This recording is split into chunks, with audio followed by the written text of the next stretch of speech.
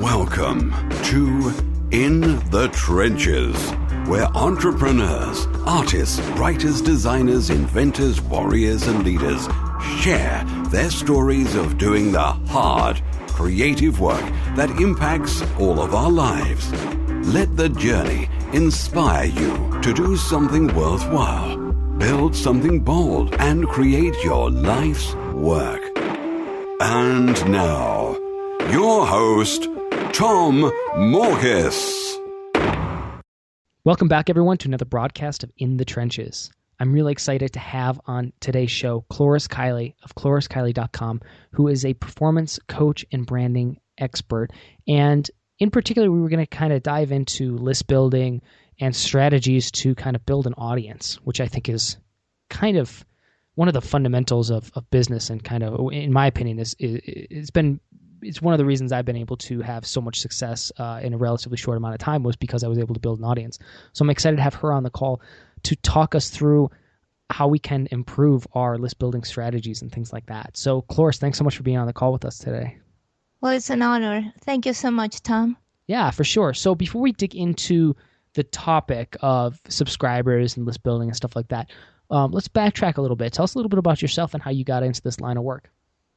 Well, I would say I've always had the heart of an entrepreneur, but I didn't listen to that inner calling because I just listened to what everybody told me I should be doing. And that's why I went to engineering school, and I graduated. I was really good at math, so I did enjoy the classes, right? But of course, when I got out of school and I realized that I was going to actually have to work as an engineer, I didn't like that. So I said, well, maybe I can do marketing. So I went for my MBA, and I wanted to switch more of a, doing business. I had that desire to just be creative and do things that require me to, find solutions to problems.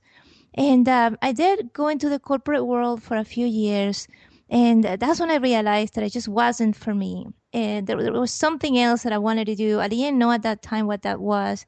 And I think I still had that, voice in the back of my head that said, you shouldn't take risks. You're supposed to just get a job and be secure and safe. So it was tough for me to make the transition. But once I made it, it was more of a chance transition that I actually had to find a way to make money. And, I started to do some freelancing business, and then things grew and became what my business is today. And, I couldn't be happier the way I'm spending my time, just, helping people, which is what I love to do, and being as creative as I always wanted to do. So as you kind of went down this path, and I think that's pretty awesome. I think number one, it's pretty cool that you're able to do what you enjoy doing, and that you've had success doing it. I'm just curious, was this always kind of a plan of yours? Or was it something that you kind of stumbled upon and discovered, or what? I stumbled upon it because, as I said, I was reluctant to start my own business because I thought it was risky. I thought there was a huge chance of failure, and I didn't even know how to start.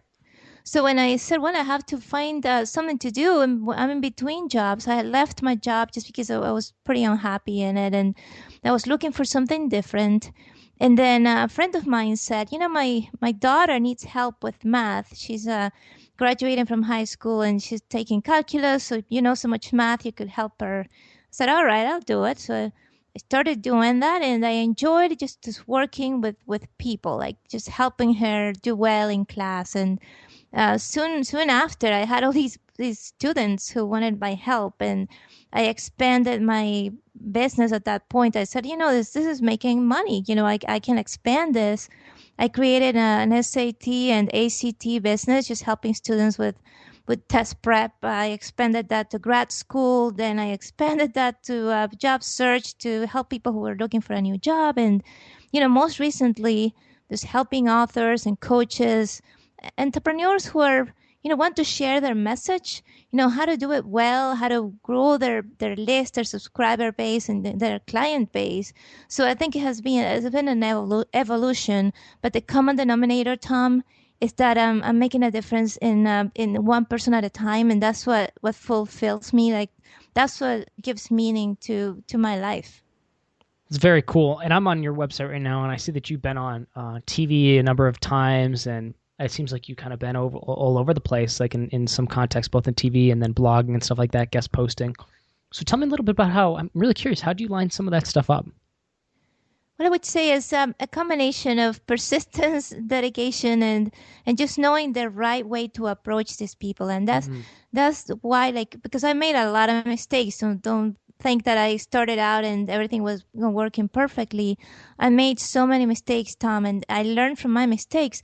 And I also learned that I had to educate myself. So I went out and signed up for as many training services as I could and just learn from the masters. I always say, learn from the masters. Just look at what people who are successful, look at what they're doing and just do the same. So I modeled successful people, took a lot of training, learned from my mistakes, and that's how I eventually found a way to pitch producers from TV shows and radio shows, and how to approach bloggers and have my articles posted.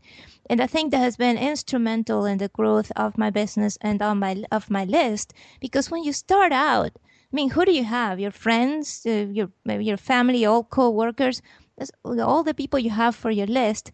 So having the leverage of somebody else's platform. When I say platform, I mean, yes, their followers, people who know about their services and products, is the best way to go about when you want to really grow your list.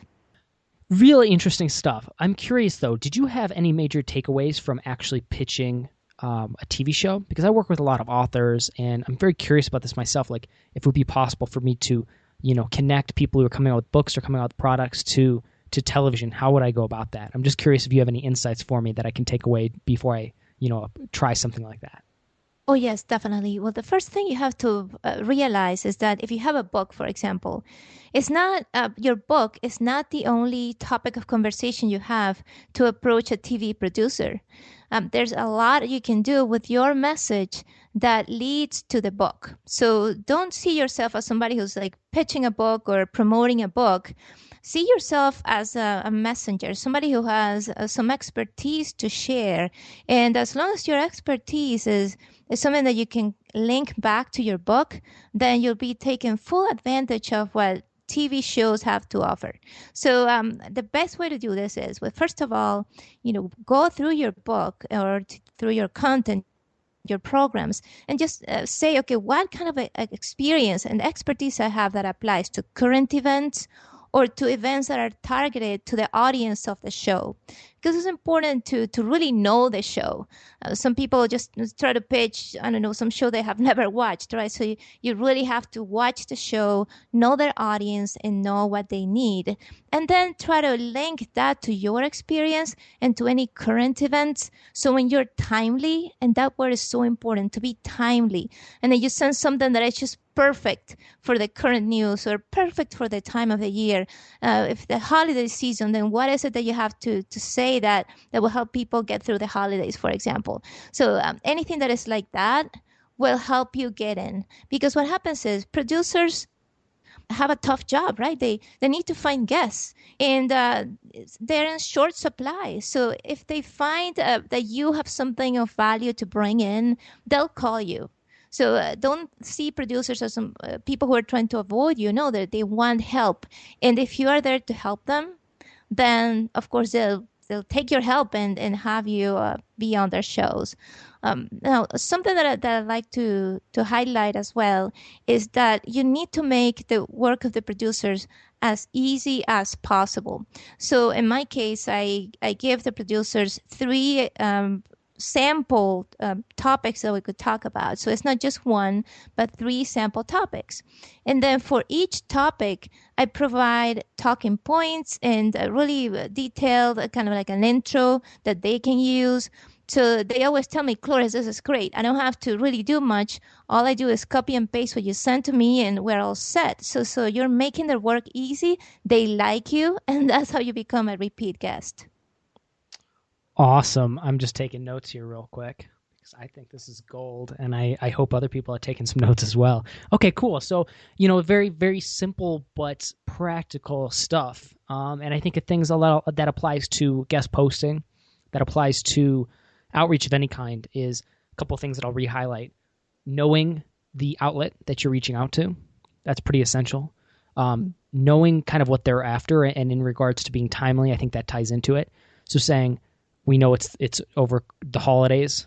What content can we produce that's or provide for them that's relevant, and then actually making it their job super easy. So I love that. I think that's great advice. I appreciate that, Cloris. So my question to you now is, from that perspective, you've done a lot of this outreach. You've gotten on a lot of different media outlets and stuff like that, which I think is great. How do you turn that into something that's useful for your business? So you get on maybe a TV show, but so what? So how does that help?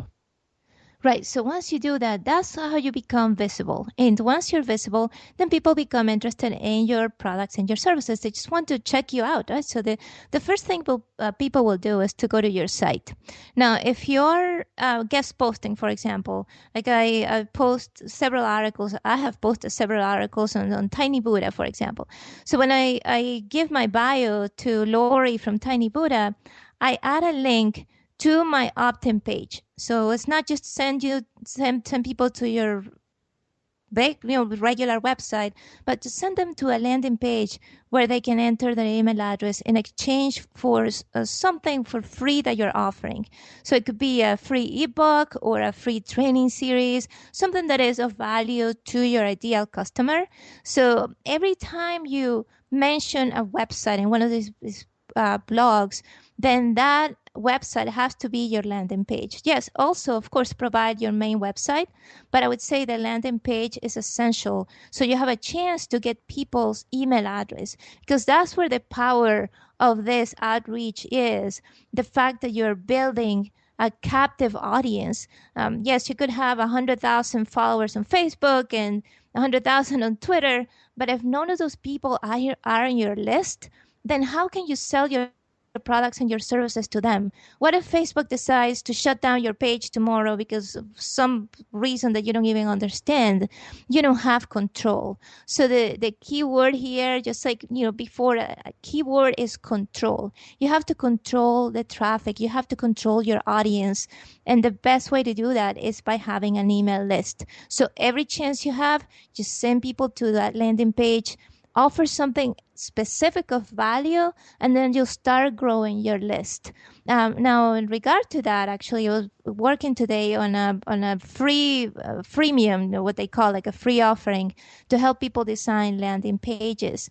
And it's important that when you design your landing page, you have something for free that is really specific, Tom, because I've seen several people post, a marketing guide or nutrition guide. So what does that mean, really? What is the benefit to the person who's going to give you their email address? You have to be super specific, like so specific with, you could say 5 blog post ideas that help me increase my list by 534 subscribers or something like that, that people are kind of curious about it, that they want to know about. And that's the only way they will be willing to give you their email address, because nobody wants spam, nobody wants another email to add to the 100 emails that they get every day.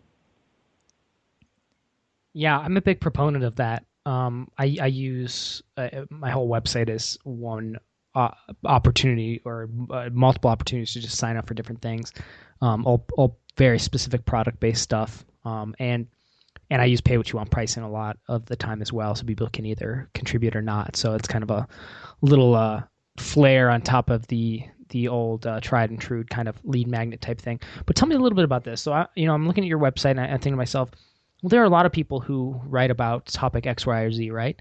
How do you stand out in a crowd when when there are people who are, when it's a crowded marketplace? So you talk about lead generation and stuff like that. Mm-hmm. And I don't know how competitive that is, but I assume it's pretty competitive. So how do you actually stand out to generate that interest? Does that come back to the outreach that you did in the beginning, the television shows, the guest posting, and so on and so forth? Yes, you're right, Tom. I mean, it comes down to how visible you are, and also to realize that we live in a big world. So as long as you can have a small subset of the market who knows you and who trusts you, then you're all set. So don't try to have the entire population who is interested in lead generation, for example, to follow you. That's just not possible. It just comes down to finding a group of people who have connected with you, who have met you through either a TV show or radio, or they have read your post, and who can kind of relate to you, right? Because there are so many people doing the same or focusing on the same topic, but you cannot relate to all of them, right? There are some people that you actually like, that you want to hear more from. I subscribe to a lot of lists just because of what I said before. I like to model successful people. And some of those people, I go to their videos and I really don't feel like watching them, even though I know they're very successful. There's something that I just cannot relate and connect with them. So same thing happens to people around you. Some people will love you, some people will not, and that's okay. So I think it's important to realize that we cannot serve everybody, and that we have to just focus on the group of people who like us, who connect with us. And just by being you, you're being different. I mean, I could try to explore the same topic as somebody else, but I'll do it with my own flair, with my own story, with my own experience behind it. And that's the best way to differentiate ourselves. Awesome. Great stuff. So once you actually get people to your website, they're signing up for something, how do you go about, selling your products and services? How do you know what to sell? And what do you do in particular in this case? Well, what I do, it's important to also manage the communication that you have with the people on your list. And the first thing you must do is to have it's called an indoctrination series, but it's basically a series of emails that you will send to people to say hello, to say welcome to my community, and this is who I am, and this is what I have to offer. Because let's say that you register for something or downloaded some free ebook today, right? In 3 days, it's likely that you don't remember who that person was. Who's this? So if you see an email a couple of weeks later, you'll probably send it to spam. So it's important that you immediately follow up with the new people who have joined your list. And then you tell them about yourself. What's your story? Why are you there sharing your expertise? And what else do you have to offer to them? It's also important that you set expectations. So if you're going to email them every day, you should say so. If you're going to email them once a week, also tell them when. So you have clear communication and they remain on your list.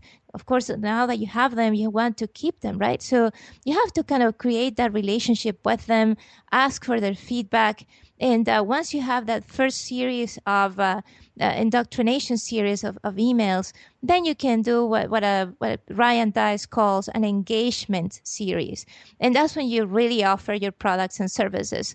So you could have a strategy. Let's say, well, every couple of months or every month, I'm going to offer one of my products to my list. So then you create a series of emails in which you introduce them to some valuable content, and that content is related to your product. Because if you just send stuff for sale all the time, people will unsubscribe. So you have to mix a variety of content that is for free with your paid products and services. And what happens is when you offer something for free, you're building trust, you're building authority, and that's what makes people make the decision to buy your stuff, right? They have to trust you, they have to know you. And that's why it's so important that you provide value without charging for it. Very cool. And when you started doing this, did you know what you were going to actually sell? How did you figure that piece out? Well, I figured that by actually asking colleagues and my current clients. I said, okay, what is it that you're struggling with? What would you like to see? So it was a mix of research and getting the information from colleagues, because what happens is, since I'm helping fellow coaches and fellow authors, then of course I'm one of them. I know my own struggles, and I can talk to them and say, hey, what are you struggling with? How can I bring a solution to your problem? So in my case, it's a little bit easier. But if you're not working with your colleagues, if you're not helping them, you can just go out and do research, right? So research could be just direct, one-on-one, ask people, send a survey, ask them what they need. Or you could also just go to Amazon and just Google the topic of your expertise and see what people say, especially when you go to book reviews and people give a bad review. Just check what they say. What is it that was missing? What were they looking for that wasn't met? And that's where you can come in and give a solution. See, so you got to find alternate ways to do research. And also you can go to just Google and Google your competitors. Who are they targeting? What kind of products do they have out? And as I always say, model the masters, learn from the masters, and then do something similar to what they're doing. Not copying, of course, but modeling. Love it. Love it. So how have you gone through any personal struggles yourself selling anything? I think it's interesting because anytime anybody tells their story, it always seems pretty smooth. But I usually, at least my experience and the experience of a lot of people I've spoken to has been that the reality is anything but smooth, that there's a lot of hurdles, there's a lot of struggles. So were there any challenges for you when you were first getting started and getting that early traction, getting those early sales? Oh, definitely. There were a lot of struggles, and there are still struggles. I think the life of an entrepreneur is just overcoming obstacles and then learning from them and becoming a little better every day, and then handling the next obstacle because they don't end. I would say one of the toughest obstacles I faced was the fact that I was spending months and months creating products, and I thought they were amazing. And once I would share them with my audience, nobody was interested. And I was wondering, okay, what's wrong with me? Is there something that I'm just not good enough? And I started to doubt myself and, of course, become worried about my finances. And, it's tough. And you get to a point at which you ask yourself, am I going to make it? And should I just quit? And I've been at that point, and I've been at points in which I just wanted to cash out of my savings and just travel around the world and forget about my business. So I've been to that place. And if you experienced that, or if you experience that in the future, you're not alone. And what matters at that point, though, is to remember that you are doing what you're doing because you're passionate about it. And if you're not passionate about it, then definitely switch. It's okay to switch what you're doing and just to change your mind. But if you feel that passion, then it's worth it to give it a chance. And it might mean that you have to do something in addition to what you're doing to bring in the money, and that's okay. As long as you know that in the end, that you have a clear goal, you know what you're going, and you're going to pursue your passion. I would say that the biggest mistake I made was, number one, not knowing how to market my products and not knowing my customer well enough to create an avatar. I think it's so important that we narrow down who we're serving so well that we can really answer their questions and solve their problems. I used to try to serve everyone. And when you try to serve everyone, then you really serve no one. So that was another of my big mistakes. But I learned, and it was tough to let go of that desire to serve everyone and the desire just to put stuff out and hope it would work. But I did it, and I saw the results. So you can do it too. It's just a matter of being really, really patient. Love it. Good stuff. I guess since we're coming up to the top of the half an hour, are there any big takeaways from you where you're at now, kind of where you're going, that you'd like to share with the audience? So these are people who are building businesses themselves, online or off, and so I think the idea of building something from scratch, going from 0 to 1,000 is always very interesting. But I'm also always curious about the 10,000 to 100,000, 100,000 to 1 million in revenue, but it's not always about revenue, but just growth in general. So I'm curious, any major takeaways about where you're at and where you're going with your business and that we can learn from? Well, I would say always try to become a little bit better every day, to produce better products every day. And there's one thing I always say to all entrepreneurs, that you have to practice the 3 P's every day.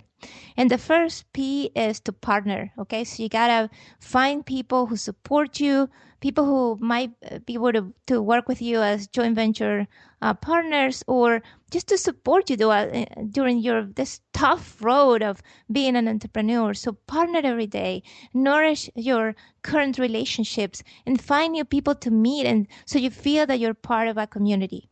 Then the next P is for produce. So produce new products, enhance your current products. You should always be creating something new. And then the last P is for promote. So that means to promote your products, your services, your content. Every time you create a new piece of content, it's not just created and hope that people go to it. 80% of the time, you should be working on promoting your content, your book, your products, your services, your message. Okay, so if you do those 3 P's every single day, then you'll be successful. And of course, I would say there's a 4th P, and that's patience. Because if you're rushed, if you want to make things happen, yesterday, you will be disappointed and you will be likely to quit. So you have to realize that things take time, and patience will also take you there to success. Love it. Great stuff. Cloris, where can people reach out and find you or read more of your work? They can go to ClorisKylie.com, ClorisKylie.com, and now I have several things to give away. But one of them is an ebook with 8 proven ways to boost your visibility, so you get more reach, more clients, more revenue. So I encourage you to go there and download that ebook. And I just wanted to say, Tom, I really appreciate this opportunity to talk to your audience, and it's such a pleasure. Awesome. Love it, Cloris. Thank you so much. And that wraps up another broadcast of In the Trenches. If you'd like to check out the show notes, just head over to tommorkes.com/podcast, where you'll find the latest broadcast. And if you enjoyed today's broadcast, please do me a favor and leave a rating and review on iTunes. That's the fastest, simplest, easiest way to support my creative work, and it would really mean a lot to me. As always, this is Tom Morkes, and if you're listening to this, you are the resistance.